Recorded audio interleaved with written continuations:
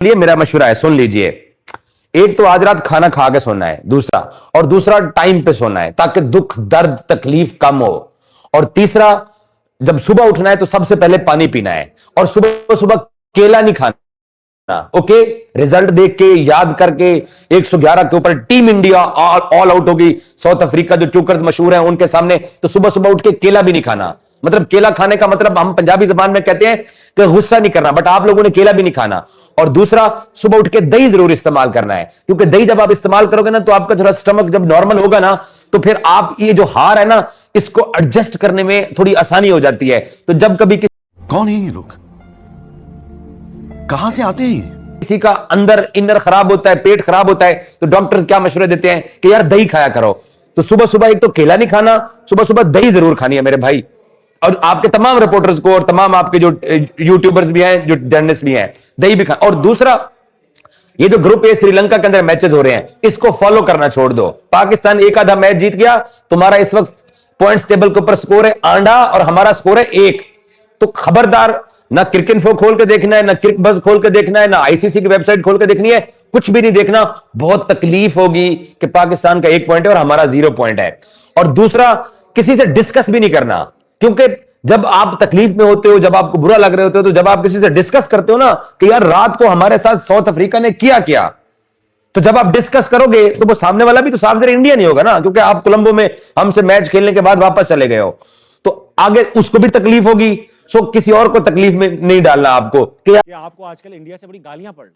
आपने पहले अभिषेक बच्चन कह रहा हूं, अभिषेक शर्मा को आपने तबाह बर्बाद कर दिया। इंशाल्लाह खेलेगा, छोटा बच्चा खेले। लेकिन अब इंडिया में आपने कह दिया सेमीफाइनल भी नहीं पहुंचेगी, वहां फुल ऑन है वो लोग। तो आप एज अ क्रिकेटर ये सजेस्ट कर रहे थे? बात ये कि हम यहाँ बैठ के हमने हमेशा इंडियन टीम की तारीफ ही की है जब वो अच्छा खेलते हैं, राइट? बल्कि हर वक्त करते हैं तारीफ। यस, मैंने आपको कल भी कहा था, ओपिनियन की रिस्पेक्ट करने चाहिए। जिस तरह के वो ओपिनियंस देते हैं ना, उनके कुछ एक्स क्रिकेटर्स इवन जो बैठे होते हैं उनके सोशल मीडिया पे, वो तो बहुत बैड लैंग्वेज यूज करते हैं। वो तो ओपिनियन भी नहीं देते, वो तो पाकिस्तान के नाम पे गालियां दे रहे होते हैं। वो इस तरह ओपन बैड लैंग्वेज यूज करते हैं। हमने आज तक, मुझे बता दें कि इंडियन टीम के बारे में कोई बैड लैंग्वेज यूज की हो। आपने तो टुल्ला भी नहीं कहा था, वो भी उन्होंने कहा, आप तो स्लॉगर कह रहे थे यार। स्लॉगर इन द सेंस, मैं एज अ बॉलर बात कर रहा हूं कि भाई उसको रोकना नहीं आता। सही बात। तो जिसको रोकना नहीं आता उसको मैं क्या बोलूंगा? वो अग्री कर इस चीज का जवाब दे दें। जिस बैट्समैन को लाइन में आके रोकना नहीं आता उसको क्या कहते हैं? सही बात। मुझे क्रिकेटिंग लैंग्वेज में उसको समझा दें कि जिस बैट्समैन को सामने आके बॉल रोकना नहीं आता उसको क्या कहते हैं। इस चीज का जवाब दे दें। बाकी ओपिनियन की रिस्पेक्ट करना सीखें। ओपिनियन 100 बंदे होते हैं, 100 बंदों का ओपिनियन एक जैसा नहीं हो सकता। घर में ऐसे होता है कि हर बंदे की जो सोच होती है वो अलग होती है। तो ओपिनियन की रिस्पेक्ट करना सीखें। एज अ हमने क्रिकेट खेली हुई है, झक नहीं मारा।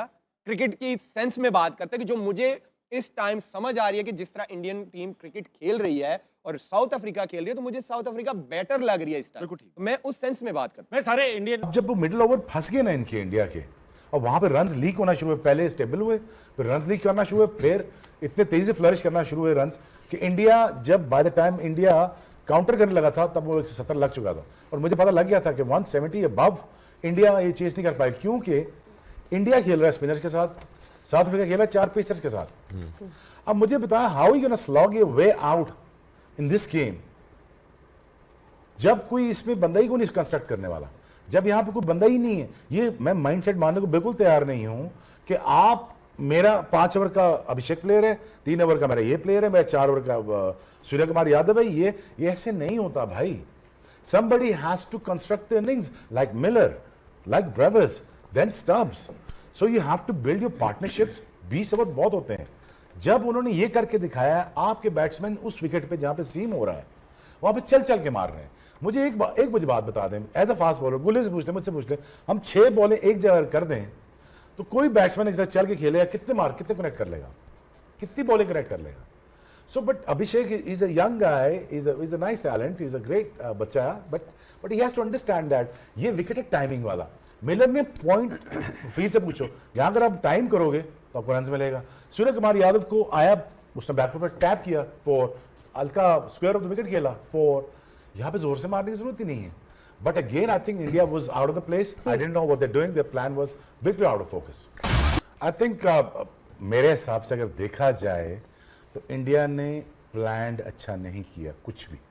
When it comes to bowling, when it comes to कप्तानी अच्छी की, बॉलिंग चेंज अच्छी की, जिसमें जैसे बुमराह को लाए विकेट लेने के लिए तो विकेट ली उन्होंने। I mean I think it induced him 16 और 17th ओवर, फिर 19 और कराया, वो अच्छी थे। अर्शदीप आए उनके, ठीक है। बहुत सारे लोग बातें करते हैं यहाँ पे कि कहते हैं कि यार पूरी दुनिया जी पावर प्ले बहुत अच्छा खेलना चाहिए, पावर प्ले में सत्र करना चाहिए। T20 actually one by most T20 अगर आप देखे जाएं वो 7 से 15 में जीते जाते हैं। अगर आप देखें कोई भी T20 का फॉर्मेट अगर उठा के देखें जिसमें अब मिलर बिल्कुल फंसा हुआ था, 3 विकेटें नीचे, 3 विकेटें गिर चुकी हुई। अब अपना जो ब्रेविस है वो उसके साथ अभी खेल रहा था, मतलब कोई अपना स्ट्रोक मेकिंग नहीं कर रहा। अगेन इतना प्रेशर उसने लेके उसने इनिंग्स बिल्ड की, ब्रेविस ने साथ दिया। अगर ब्रेविस और मिलर दोनों इतना प्रेशर ना लेते क्या ये 150 पॉसिबल था? नहीं। वीडियो को लाइक करें, शेयर करें और सब्सक्राइब करना ना भूलें। मिलते हैं अगले वीडियो में। धन्यवाद।